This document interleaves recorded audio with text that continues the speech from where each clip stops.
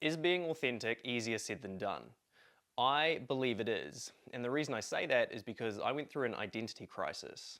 I was lost and confused in life. I didn't know who I was. And trying to find the answer, trying to get to the conclusion, took me on a 2-year journey researching different fields to figure out, well, who am I? So if you've ever asked the question, who am I, or you're feeling lost and confused about your identity or who you are, then this video is going to help you get some direction. So when you ask people, well, what does it mean to be authentic? A lot of people will say, just be yourself. But obviously that's a really superficial answer and it doesn't really help anyone. So that's what people would say to me, and it didn't help me. So then I sought help and I went to see some specialists. The first type of specialist I went to was a psychologist. Now, a psychologist looking at me would ask me, well, what do I like or dislike? And I couldn't answer. I didn't really know what my values were, what I liked and disliked. In fact, I was so lost and confused to the point I didn't know what clothes to wear. I didn't know who I was, I didn't know what clothes to wear. I had to have a friend of mine take me shopping and buy me clothes and dress me. Looking back now, that might seem a little bit crazy, but it truly happened. So a psychologist will often point us towards our beliefs and our values. What do we believe about ourselves? What do we value? What do we like and dislike? And then build our identity around that. And that's kind of true, but it's not really who we are, because our values can often change. And if our values change, it doesn't mean we as a being deep down are changing. It is our values that are changing, not us as a being. If you remember your earliest memories of your life, maybe there's a great memory that you have. If you go back to that moment and you sink into it, imagine it, and you look through your own eyes, you feel what you were feeling then, you see what you were looking at, you'll realize that it is the exact same you, but you just saw the world in a different light back then. That's because you had different beliefs back then to what you have now. You had different values. And so the filter in which you perceived reality was different, but beneath that, you were still the same you. So psychologists helped me sort of understand the beliefs and values side of myself, but they didn't help me understand who I was. When we look towards science for the same answer, who are we, where are we, what does it mean to be authentic, a scientist will often point towards the brain. They will look at the neural pathways, the synaptic connections, the chemical reactions that are happening within the brain, and say that all of that mechanical stuff happening in the brain, well, that's who you are. You're a byproduct of that.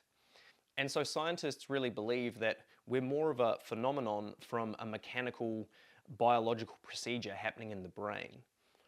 But when we really dive into that theory, it breaks down. Under interrogation, it doesn't hold to be true. In fact, there's a fantastic book called The Immortal Mind by a neurosurgeon, and he goes through all of the evidence for the existence of the soul, which we will talk about in more detail soon. So a psychologist will point us to our values or our beliefs.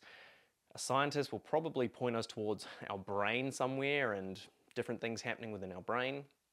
But those things don't really help us know who we truly are. I read philosophy as part of my research into authenticity, and there were some good things in there, especially the Greeks, Aristotle and Plato.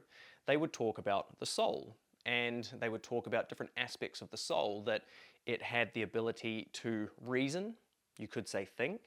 It had the ability to have will, have focus, and focus its direction in different areas. And this started to make sense, but it still didn't help me really know who I was at my core. It wasn't until I looked into theology and the spiritual path that the idea of authenticity started to make sense. And I want to share with you what I found, because I don't think it's that common, but I think it is really powerful to know who we truly are. When I was going through a really tough time, I went to a therapist, and she was saying things to me that felt incorrect. I didn't feel that what she was saying was true. And using logic, I pointed out where she was sort of contradicting herself. And it pushed me to the point of not being able to trust people. And so I thought to myself, well, if I can't trust a therapist or someone who I've paid, who can I trust? And I realized that that feeling inside of me that was picking up on the untruth that this person was speaking that there was something inside of me doing that. And so I went and meditated, and I spent a lot of time in meditation. And one of those meditation experiences was so profound, it really changed who I was at my core. It didn't really change me because I was sitting there the whole time, but it changed my reference point for who I was. Let me explain.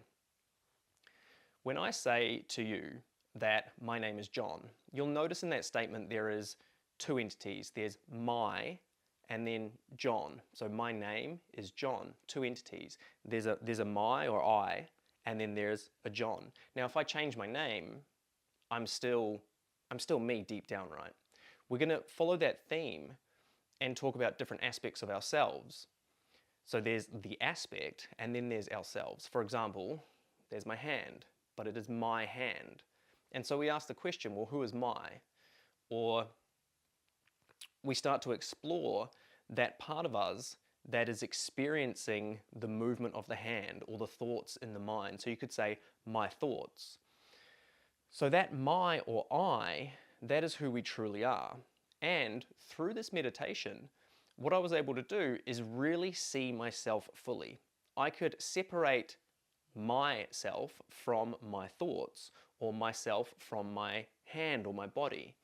And it gave me a perspective that I'd never had before. It gave me a perspective that I was this awareness that was sitting behind everything else, and I could see it all playing out. And so for the first time in my entire life, I got in touch with my authentic self, my soul. And from there, I could just watch things happening. Now that was the turning point in my life, because from there, everything started to make sense again. I knew who I was, not just as a thought or a belief, but deep within. I had connected with my soul. And from there, in a way, I felt untouchable. Life was still difficult, I still struggled, I had emotional stuff going on, I had life going on. But beneath that, there was somewhere I could go. There was a home I could retreat to, which gave me certainty, and it grounded me in me. And from there, I could start to realize which way I wanted to take my life, because really that, our soul, who we truly are, is unlimited creative potential. It is awareness that can will anything it wants, absolutely anything it wants. It can believe what it wants, it can value what it wants, it can do what it wants. And so when you realize who you are, you have freedom to create the life you want. So that is the power of getting in touch with that authentic spiritual aspect of ourselves. It's completely free, as in it doesn't cost anything to do, but it's free as in unconstrained, unbound, unlimited. So if anyone asks you what it means to be authentic, what it means to be authentic is to be the awareness that is witnessing everything else happening.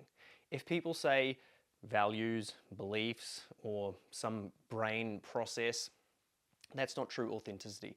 True authenticity doesn't have values, doesn't have beliefs. It is pure awareness. That is what it means to be authentic, is to realize that part of ourselves, and all of the benefits flow out from there, which I won't go into in this video.